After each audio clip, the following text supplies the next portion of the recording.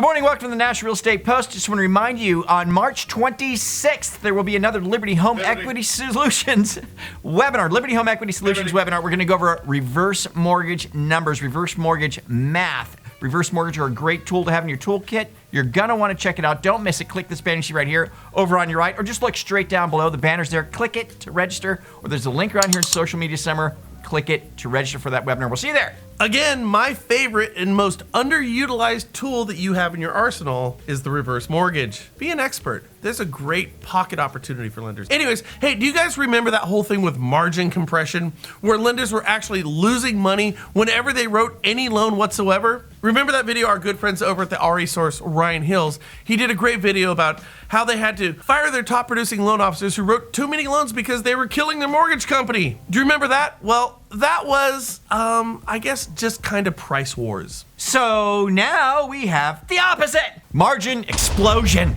Lenders are so overwhelmed with refi opportunities that they're using rates as a means of controlling volume. So say you have a $50 million on your line, but you have $100 million who want to borrow that money. What do? You control your volume through your rates. You increase your rates to scare off 50 of that $100 million in business. Go use another lender. We've reached our capacity over here. And when you increase your rates, you increase your margins, meaning lenders are making more money per transaction than they've seen in quite a long time. Here's a quote. As the mortgage business continues to try to deal with the repercussions of interest rates hitting an all-time low last week, it appears that some lenders are inflating their advertised mortgage rates to try to stem the tidal wave of mortgage applications they're receiving. A review of the top mortgage rate comparison sites, LendingTree, Bankrate, Zillow, and Credit Karma, and several others, shows lenders advertising rates well above the all-time low rates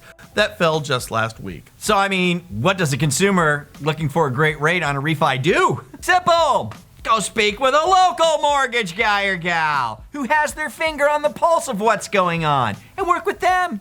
They'll guide you to the best rate and the best loan. When you deal with the big box lenders, like the Rockets, you're a line item on a spreadsheet, and their goal is to foremost close your deal, not necessarily to get you the best deal. So getting the GSEs, that would be Fannie Mae and Freddie Mac, out of conservatorship with FHFA, it took a hit this week.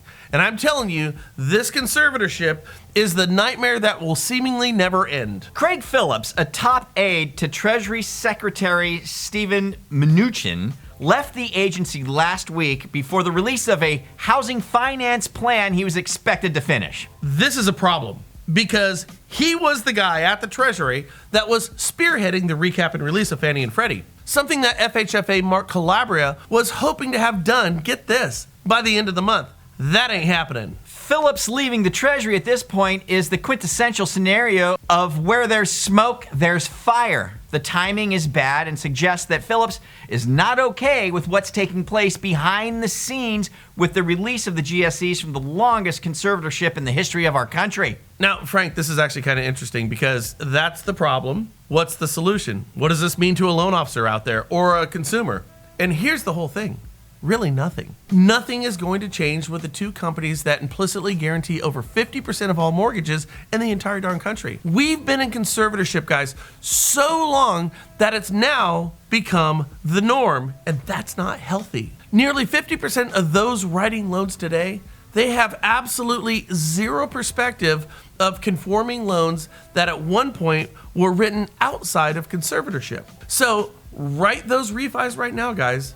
But don't lose sight of your real estate agents. Kind of an awkward transition here. Write the loans, nothing is going to change. You're gonna have these great rates, but there's so many lenders right now who are losing sight of realtors. Understand, working with real estate agents, that's the long game. That's how you're gonna sustain yourself for decades to come. These refis are great, but they're the short game. So I gotta tell you, I was just up in Flagstaff, Arizona, and I woke up in the morning and I saw that the stock market was down 1,500 points. And I saw that the 10-year treasury was down to 0.5, where it was 0.92 before. And I was speaking to 100 realtors that this mortgage company had put together. And I got on the stage and I said, this is really funny. I go, because those guys and gals over there in the corner, they are losing their mind. They want to go back to their office right now and write all these deals. And they all nervously laughed. And when I walked out of there, one of the lenders, he goes, dude, I'm going to run back to my office right now. I got $2 million in refis that I'm going to write right this second. Yeah, I know. It's something. I mean, I got into this industry in January of 1987, spent the next 22 or so years as a mortgage broker.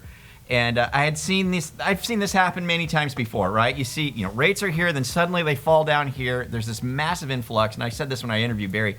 When this happens from an originator standpoint, it's both the best of times and the worst of times. I told him. Yeah, it is, right? Yeah, exactly. It's great, and it's horrible because you got to deal with it. You're trying to juggle all that stuff, and you're dealing with shopping buyers. And then the worst part of it all is, whether it's intentional or not, you just kind of lose sight of your realtor partners a little bit. You know what I mean? And then when it all goes away, you feel like you're starting all over again with those guys. So if there's any way to not let that happen, do not let that happen. Again, one last point here. I remember a refi boom, and I remember going into my office, and it said, you had 28 messages. And I'm like, oh my God.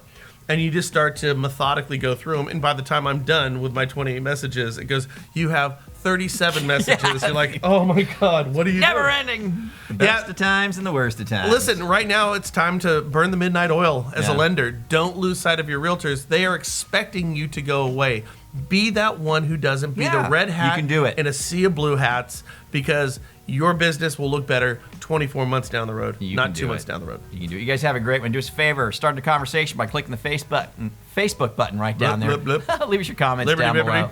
And subscribe to the show if you're meeting us for the first time, right over on your right. We'll catch you guys later here at the National Real Estate Post. Bye.